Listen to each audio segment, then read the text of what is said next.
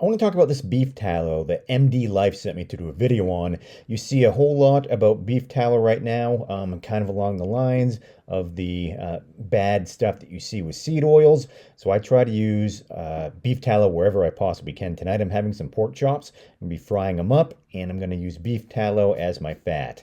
And it's easy. You see right here, you can keep this stuff refrigerated, or you can keep it out depending on the shelf life. Usually you can get about 6 months or so by keeping it out, but I keep it in the refrigerator, and it seems to keep it in good shape indefinitely.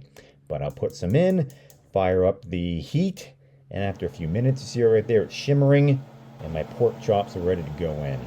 Like I said, I love using this for frying. Pretty much anywhere that you might be using a seed oil, you can use it. You can use it in baking. It's very popular in making candles as well, so this would be a great option for that.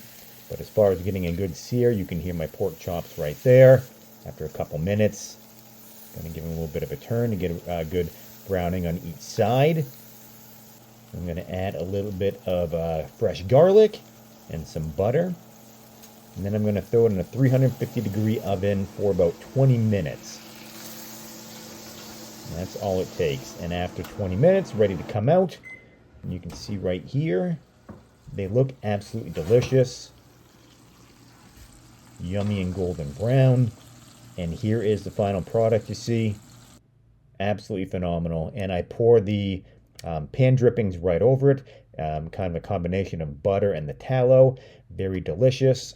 Like I said, I love the benefits I get from beef tallow. I've been using it for a long time.